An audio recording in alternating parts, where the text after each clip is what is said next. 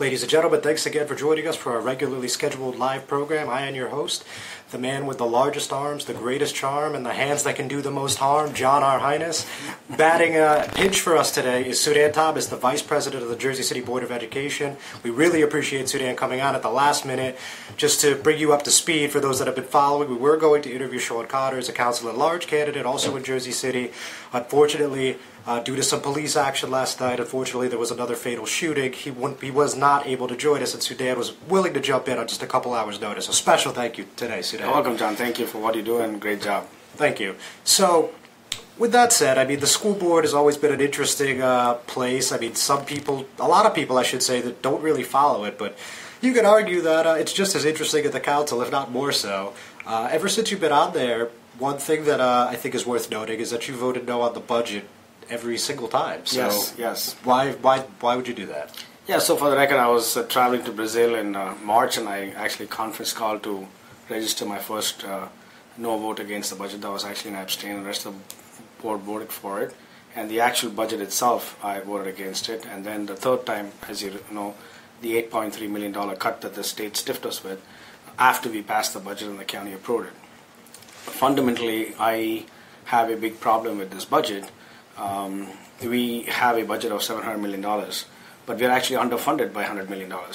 And the fact that year after year we're able to throughput this budget without questioning the actual legitimacy of this budget is a problem that I have. Contextually, this year we have a couple of issues on hand. We have the teachers' contract negotiation going on, and Chapter 78 is being sunset. For the sake of your viewers, 4 years ago, when the state came back and said that they are short collecting on tax revenue and asked the teachers to bear the burden of the shortfall, for the first time teachers were asked to contribute towards their insurance premiums, and teachers are contributing as high as 20%. So in some teacher households this is as high as $1,000 a month, with the agreement that their pension would continue to be funded, and that in 4 years they would have the option to pull out of this thing. The pensions were not funded, as you all know, and the 78 is now up for sunset. Now this is a big amount, and this has to be apportioned for, and this is uncharted territory because we've never dealt with a situation where a large sum is potentially going to kick back into the budget. But our current budget, which we passed, which the board passed, and which I voted against, does not account for this.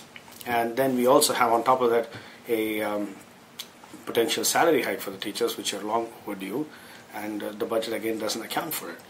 And we have several other issues where we are sitting in archaic infrastructure, which increases the unit cost of operation. And a lot of those things are not accounted for. And we could have a feel-good factor every year and say, hey, we passed the budget and everything is hunky-dory, but there's no dollars in the classroom. If you go to any school today, we have a $700 million budget. Folks talk about cuts. Folks talk about lack of access to programs. Look at all the back-to-school programs every year, John, in September. We are a nation of givers, and so this is profoundly the success of our society, but also it's symptomatic of a problem that the system isn't working. And for all these reasons, I think I placed on record that I'll continue to vote no against the budget as long as these fixes are in place. Do you foresee any solutions to any of these problems? Like the teacher's budget, I imagine, can't go on forever, right? I mean, the teacher's contract, can't go on forever. They got to solve that sooner than later. Absolutely. I mean, what kind of timeline do you think that's on? Well, the negotiations are ongoing. At this point, since I was endorsed by the JCA last year, I have zero visibility as to what's going on, and so do 7 other board members. So in a board of 9, which are elected by the people, 7 of us have zero clue on what's going on. The negotiations apparently, I think, started sometime in January of this year. But remember, John, the people voted and elected a board of 9 members so that they could oversee this whole situation, not just the teachers' contract issue, but across the board.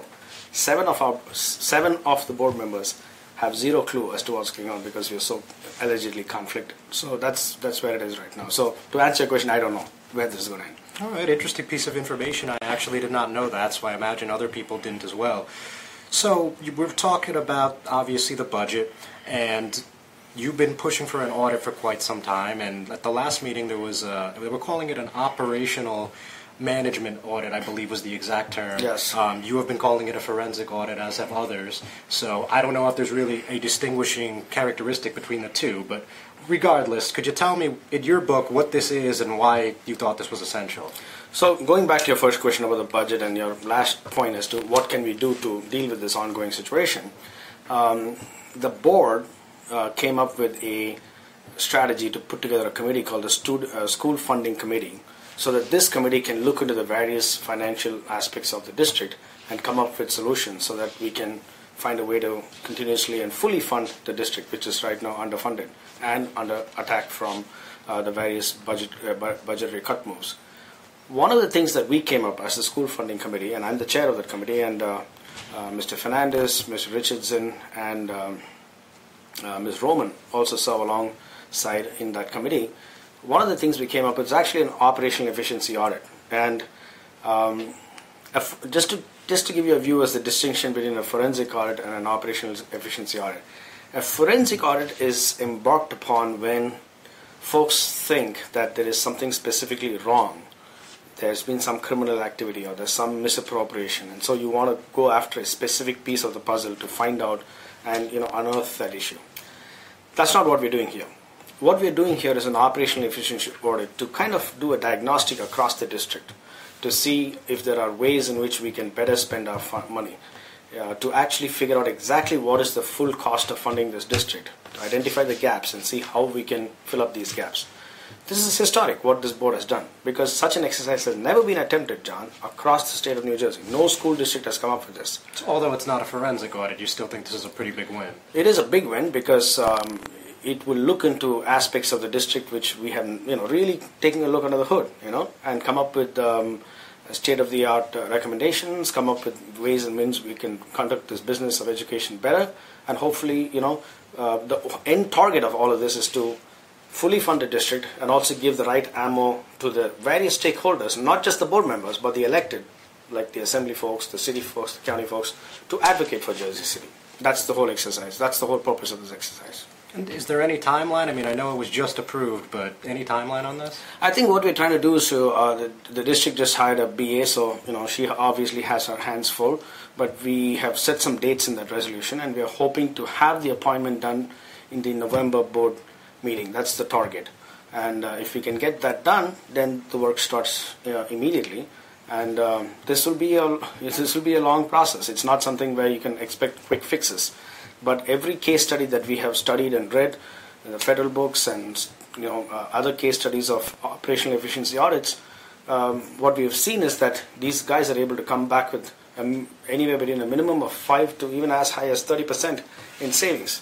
So even if we go on the low bar, we are looking at about $35 million, hopefully, in savings that we can get out of this exercise, and that's what we are trying to achieve over here.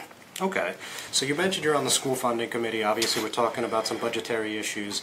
You also joined a state board recently for the Board of Education, and they oversee the finances of the Board of Ed districts throughout the state. So tell us a little bit about that. I'm not terribly familiar with it, so again, I imagine Sure. others feel the same.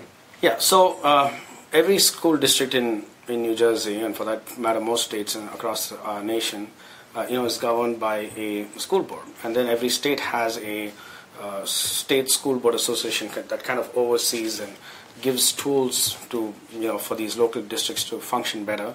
And in our case, we have the NJSBA, which is the New Jersey State School Board Association, which has over 600 school districts serving 6,000 board members across the state. Yes. And they conduct trainings, they give information, tools, so that we could be better board members.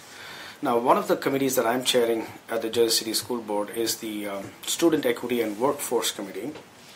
And we plugged in this workforce component to the Student Equity Committee for the first time, and thanks to Dr. Lyles, with whom I personally have a very close working relationship.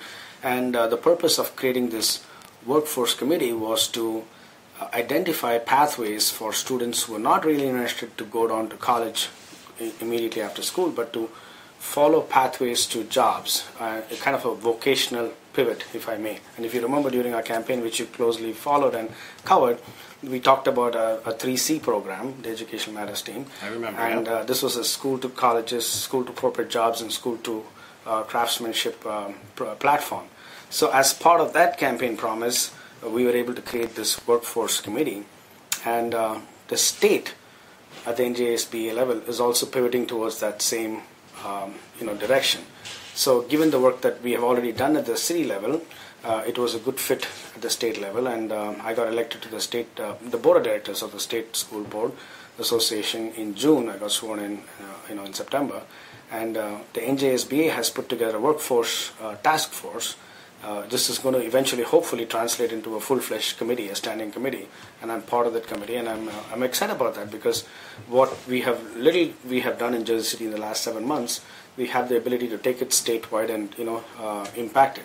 Because at the end of the day, John, if you look at the United States, the middle class is collapsing, and if the social classes collapse, we have a problem. And we have seen, the cost of living has been gone up. Even the recent mayoral election, which is ongoing, we're talking about affordable housing.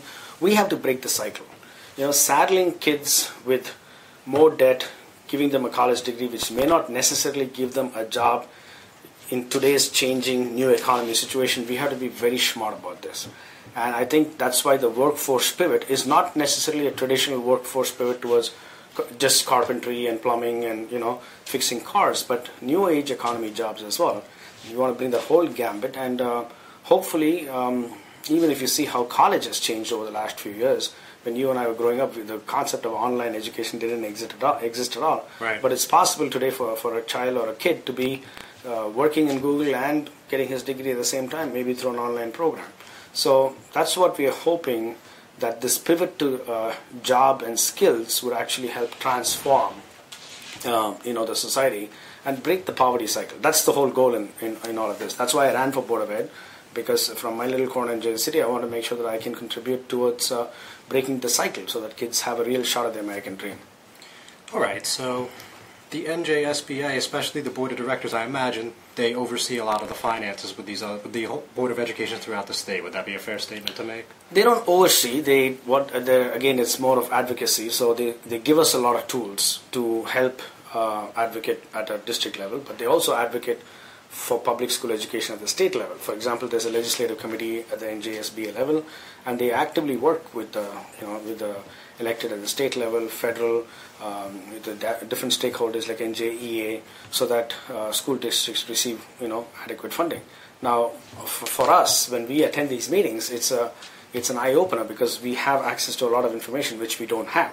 For instance, in one of the meetings that I attended in the previous school year at the NJSBA, we were talking about this conflict, which I talked to you about, how 7 board members, which eventually became 6 because Ms. Roman was now out of the retired union, so she couldn't get in. But we were talking about the conflict, how if you have ever been endorsed by a union, like a teachers union, then you can't have any information, you can't be privy to any information in relation to the contract negotiation.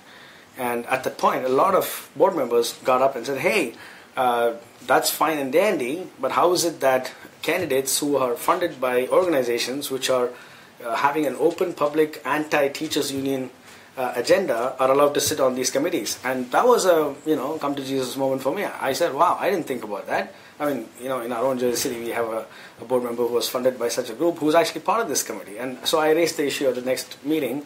I can't get into the specifics of it because it was in the executive session, but I did talk about publicly in the last meeting, how is it that we have that? So it's a new world when you go there. You learn a lot of things, and then you're talking to board members from other urban districts like Newark and Camden and Passaic, where you're able to see that you're not crazy because the problems that you're facing is not unique to you. Every urban district is actually facing the same problems, and so it helps synergize and learn from other board members and try to consolidate and synergize your solution troubleshooting.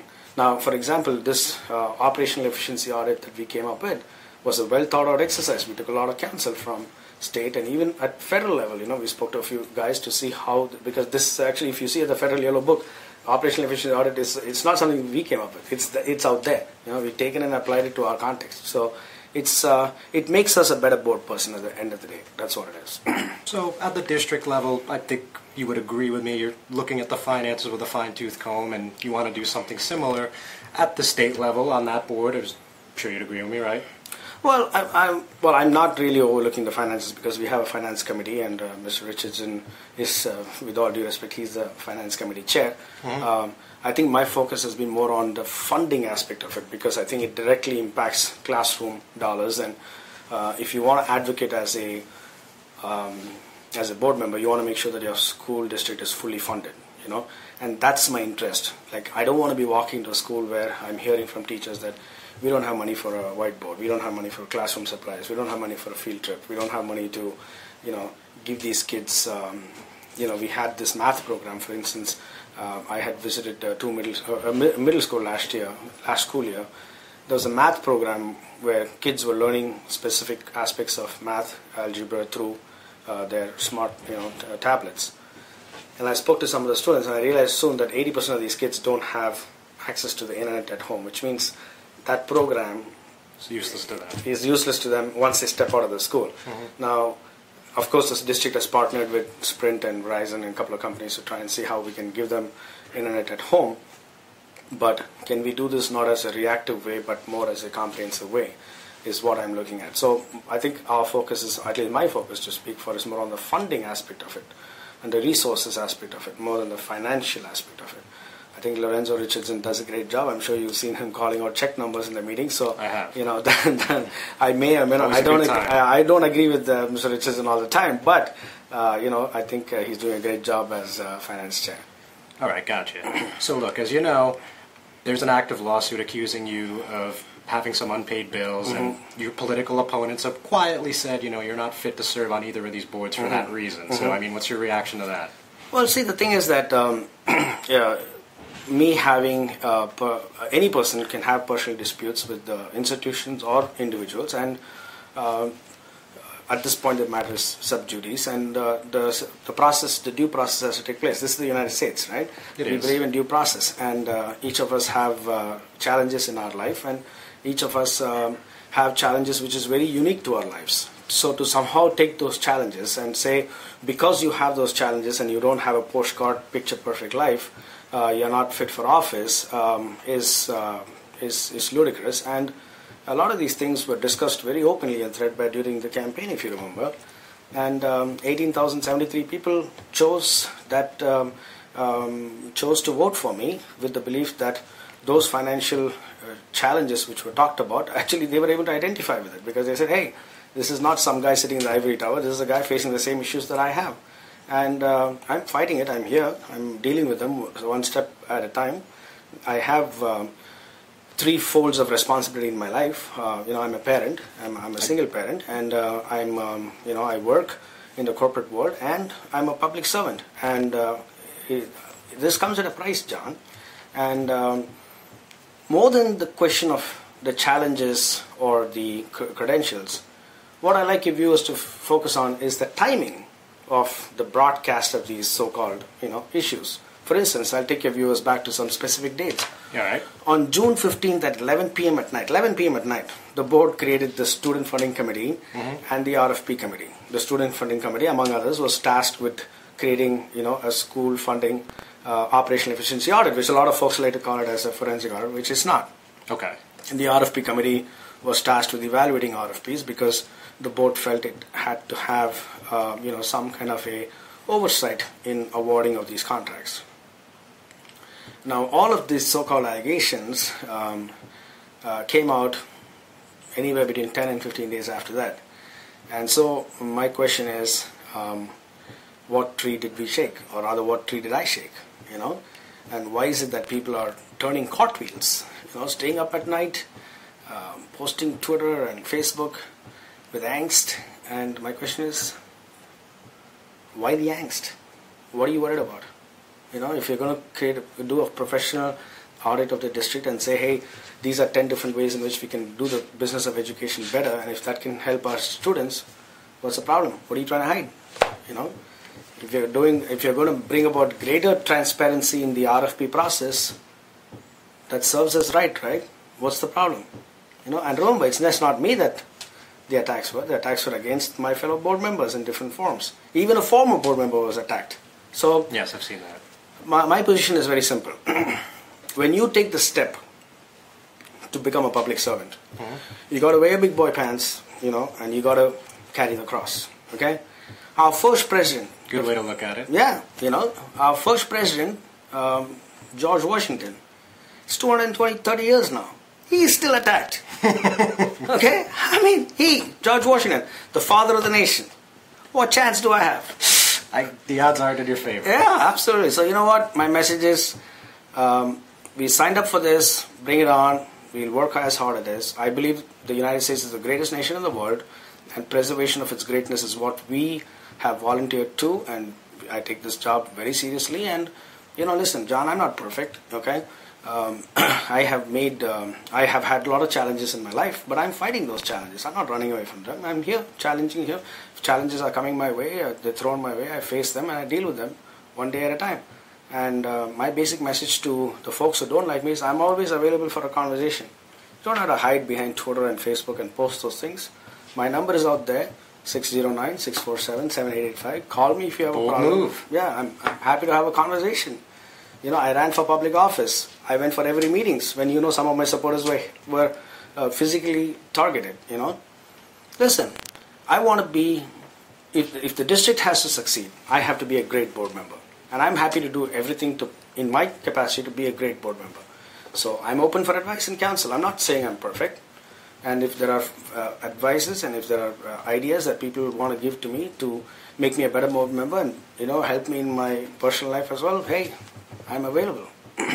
All right. Very detailed answer. I see you've given this some thought. Well, it's part of the package, right? You deal with it, right? It is a package deal. Yeah. One follow-up. There is an allegation in the lawsuit that's, in a roundabout way, questioning how the ELECs were put together and whether or not you promised anyone payment through ELECs. So, what's your reaction to that allegation? Well, it's not true, obviously. And, when my family custody lawyer handled a piece of the lawsuit which was pertaining to an election business, we were, at least I was told at that point of time that this could be, since it is directly election related, and some of those aspects you yourself know about, what we're talking about. Yes, Yeah.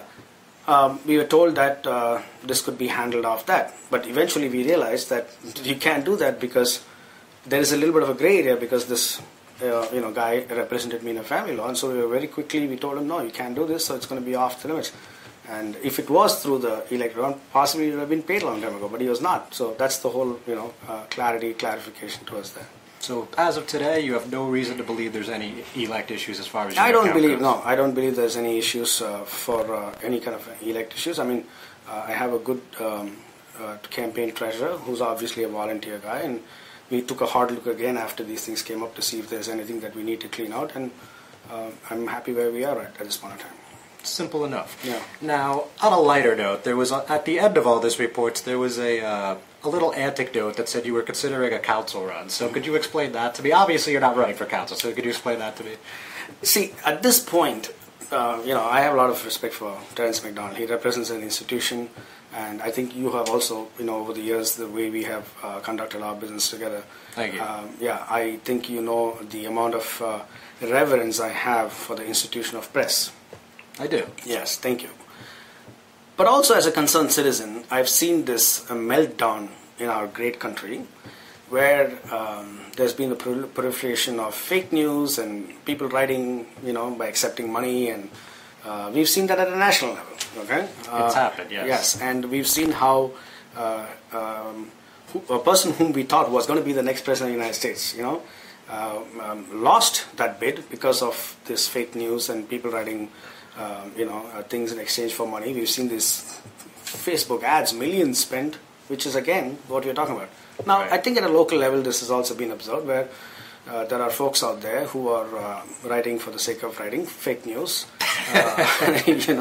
and to be very clear, when I was running for Hudson County Committee, Yes. I had to put out flyers, okay? But I had debt on my Jersey City Board of Education elect account. So Yeah. obviously I couldn't pay, somebody who was making flyers for me in June of 2017 while still having debts from 2016. Right. So I can't pay them negative money. Yeah. So I created a new elect account just to fund my Hudson County Committee election. And John, you're an experienced journalist. You know that they have these 4 tabs. They ask you, are you running for city? Are you running for county? Are you running for state? Or are you running for federal? There is nothing which says, are you running for Board of Ed? Even when I ran for Board of Ed, I had to check city. At that time, nobody asked me, hey, how come are you running for the mayor? Or are you running for council at large? this is the fake news I'm talking about. So I created a committee so that I could make flyers for my Hudson County committee election, and I also created a flyer which encompassing other candidates who were running for the primaries at that point in time. And this story came up, fake news. It's not a story, it's a fake news that I was running for city council. Hey, every candidate who's running for city council in Jersey City by ward, at large, and the mayoral candidates know how actively I am working with them, and I have been working with them from last year, even before some of them considered running, in supporting them and giving them counsel and things like that. I ran for Board of Ed because I believe that our public programs, especially our public education program, is under attack. And when I ran for the campaign, if you remember, I spoke about a national move to defund education, to privatize education, to voucherize education, to charterize education. Hard to forget. Hard to forget, right? That's why we won big, right? But John, I never expected things like Trump and Davos to happen, where it is like a nightmare come alive. Every single thing that we spoke about as sporadic strategies that we were seeing in different parts of the companies as hot spots was suddenly becoming aggregated as a national strategy. So that's my focus on. Gotcha. Okay, and that's why I'm even expanding my footprint on the state, because I believe we're doing something good over here, and that's gaining traction on the state level. And so, as a father, especially as a child, as a father of a 3-year-old child, I have seen, living where I live in Jersey City, how depriving a child of opportunity can cost the child a real shot at life. We have to break the cycle, Right. And so I am at this point very, very committed to staying the course in my education spot, and that's my sweet spot. And I have a vested interest as a parent, a child of who is in public school himself. I want this to be the best for our kids, so that 30 years from now, John, we can still be the greatest nation in the world. If our public education system collapses, we have a problem. The United States will not be the greatest nation in the world if our school systems fail. We made Google, we made Yahoo, we made Facebook in-house productions. We didn't have to outsource for that. We put the plane on the sky. We put the train on the railroad. We made the car. Germans can say they made the car, but they didn't mass produce, so we still have bragging rights about it, right? Okay. Yeah. I heard you have a very fast car. Yes, I do. Yes, I do. Yeah. You're welcome to take a ride with that anytime. All right, continue. Yeah. So, I haven't had a speeding ticket since 2001. Oh yeah, that's impressive. You can look it up. Yeah. That's hard to believe in Jersey City. That's that must be a first. Yeah, my last speeding ticket was in 2001, driving south on Route 1, heading to Trenton by the jug handle by Jamesburg at 10 p.m. at night. Wow, that's quite an accomplishment. Yeah. But on another light point, though, just since we're talking about the council for a second, which ward do you live in, and who are you supporting in that ward? I live in Ward A, and obviously, I'm very excited about the candidacy of Dennis Wrigley, and that's the point I was trying to make. I met her early in the year when she had just announced her candidacy, and I like the other folks who run, who are running in Ward A. Pam Johnson is a well-known advocate, and Ricky Johnson is a great guy. Conti is obviously a legend, and everybody knows what he has done. The workhorse for sure. Yeah, but Dennis is young, and she's she's a smart woman, and she's very active, and I support her, and I'm hoping that she'll win in the first round. Okay, very good. Yeah. So I would be remiss, of course, if we didn't talk about the Jersey City Board of Ed race. Okay. Obviously, this is something that happens every year, but with the mayoral race, people have kind of forgotten. Mm-hmm. So once again, the Jersey City Education Association is endorsing a slate. Is that the ticket you foresee taking it on November 7th? Let me put it this way. See, as a board member, as an elected official, I can't take sides. There's an ongoing election, and obviously I don't want to publicly take up a position simply because it can be misconstrued as the position of the board. So I have to navigate this very carefully. I will tell you one thing though. You didn't ask me this, but I'm going to just, lead you on to this question. If you ask me, if you ask me in the last 10 months, what's your greatest achievement, for instance? You didn't ask me the question, okay? Okay, but we're going with it. Yeah, but since you didn't ask me the question, I'll put the question in your mouth. But I think the greatest discovery and achievement for me was discovering each board member's strength and potential, and literally falling in love with each of these guys. Now, understand, I not always I'm voting with the majority. If you look at my voting record, for a lot of times I'm on the 4 votes against the 5, which I either votes yes or no against something. Yeah. But one of the biggest discoveries is being able to understand the strengths of each board member and figuring out how what strength each one brings to the table. I mean, we have 9 members on the board, and actually we are split 3-3-3. If you look at it, we have 3 educators, who bring profound experience and perspective into the board, and then we have 3 of us who are kind of in the corporate world and bring in that experience, and then we have 3 of us who are activists, and so it's a good mix, and most of us are parents as well. And so it's a good balance in the board right now. Now, if you look at a person like Marilyn Roman, who's not running, and I'll be happy to put out her name, she's been mayor of the city, she's been a freeholder, she's been an educator, she's been an administrator. You can't get it. This is the unicorn of, candidacies or, It's a wealth of experience. Yeah, it's tough to come by. Yeah, tough to come by.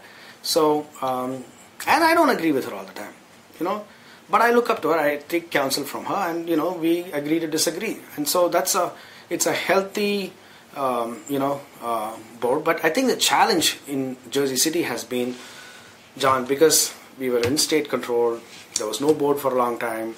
The board started to be put together from, mid 2000. We had a fully elected board, I think, only by 2008 or 9. So, given all of that stuff, the board district tug of war exists because the district has functioned for many years without the board really functioning in its full potential in planning, oversight, and policy making. So this dance will take some time to settle so that each of these entities can uniquely understand their positions. It's like the salsa, the merengue, there's a lot of steps. Absolutely. And the way I see it is the board is kind of like the legislator and the district is kind of like the executive branch.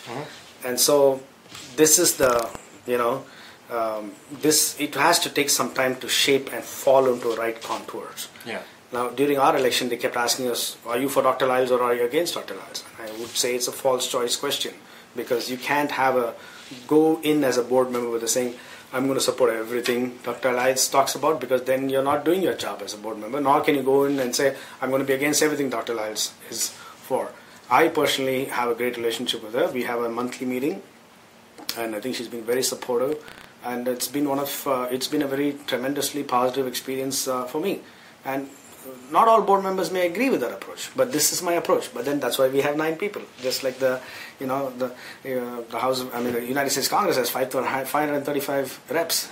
So we're talking about 9 board members. Each one comes with different aspects to it. So this is going to be an exciting race. I'm happy with the list of candidates that the JC have put together. The Jersey City United, against whom we ran last year, and they threw in a lot of money against us last year, they don't really have a full slate this year. Right. So it's difficult to do a straight apples to apples. Right. It's not a head-to-head. Yeah, it's not a head-to-head. But for the sake of the record, 2 days after my election in 2016, I reached out to Matt Shapiro, and we met. And I reached out to every candidate who ran against me, whether they won or lost. But Matt, since it was a kind of a tenacious kind of a campaign, we decided to meet. We shook hands. And we speak once in a month since then, and we exchange ideas. And I think I would be speaking for myself and for Matt, I think we become good friends. And see, the thing is this.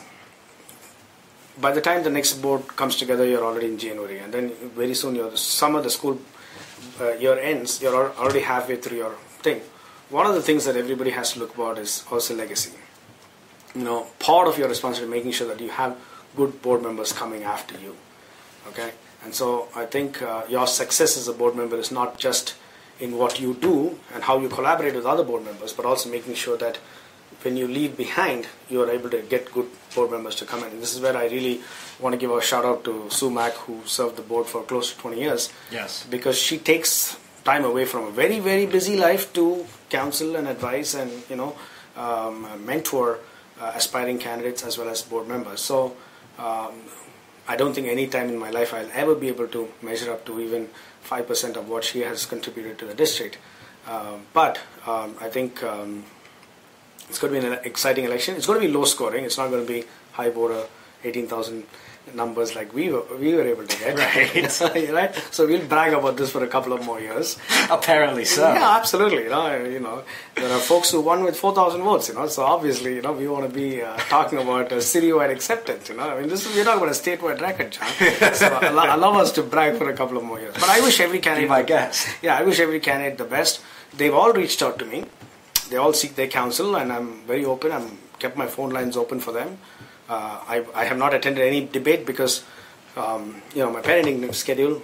John, my son, is at home in nights, and it's impossible. And I just don't. And he's started school now, so I just don't feel like, leaving him and coming out. But I watched the videos. There are some concerns about certain issues, but overall, I think you will also agree that the tone of this campaign has been way flat and less tenacious than it was during our campaign. But it's also probably the number of candidates are lesser as well. Sure, I think that's a fair point to make. Yeah. I would agree with you. Yeah. Sudad, a gentleman, again, we really thank you for you. stepping Thank up you, on a John. moment's notice. Thank it was you. a great time. Thank you. think you had some fun too. I had fun. Yeah, I always have fun. I mean, you have to have fun in what you do, and I love what I do. So it's part of, life is, one big experience. And thank you for what you do. I really appreciate what you do. I think you're a warrior, you're a true warrior. Oh, thank you. You're able to contrast between what should be there and what should not be there, and especially at a time in our nation where we're under attack by this fake news and people writing because they accept money and stuff like that.